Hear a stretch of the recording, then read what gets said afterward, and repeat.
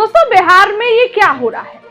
कभी भी किसी ने ऐसा नहीं सोचा था कि अपने सहयोगी दलों के बेटे को मंत्री बनाने के लिए बीजेपी अपने ही कार्यकर्ता की कुर्बानी दे देगी। वो भी भूमिहार नेता दिवेश कुमार की कुर्बानी बीजेपी ने दे दी। उनका कार्यकाल अगले साल खत्म हो रहा था, लेकिन बीजेपी के मन में ऐसा क्या था कि उपेंद्र कुशवाहा के बेटे को मंत्री बनाए रखने के लिए वो सीट खाली करवा दी। नोटिफिकेशन अभी आता ही होगा और अब किसी सदन के सदस्य मतलब एमएलसी उस सीट पर चले जाएंगे, उपेंद्र कुशवाहा के बेटे। लेकिन सवाल ये उठ रहे हैं कि आखिर बीजेपी ने ऐसा किया क्यों?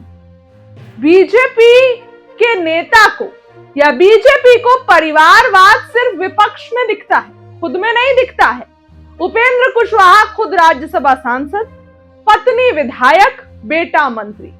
उपेंद्र कुशवाहा खुद तो राज्यसभा सांसद हैं और अब बेटे को मंत्री बनाने के लिए बीजेपी ने अपने कार्यकर्ता की कुर्बानी दे दी। बीजेपी को बस विपक्ष की जो है वो कहा जाए तो दिखती है, परिवारवाद या कुछ भी।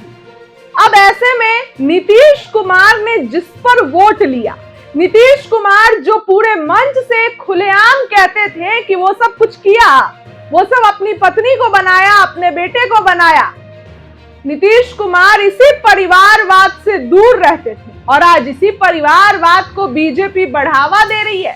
नीतीश कुमार अगर राज्य के मुख्यमंत्री होते तो ऐसा होता क्या?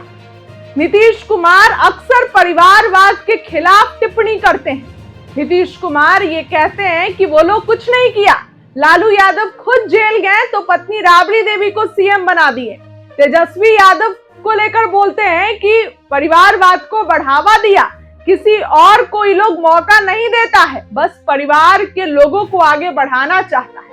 और यही चीज बीजेपी के मंत्री भी बोलते हैं। लेकिन अब जब एनडीए में ही उपेंद्र कुशवाहा के बेटे को मंत्री बनाने के लिए जो पहले से एमएलसी हैं, उनका इस्तीफा कराकर वो सीट खाली करा दी जाती है, तब बीजेपी के नेता क्यों नहीं कुछ बोल रहे हैं?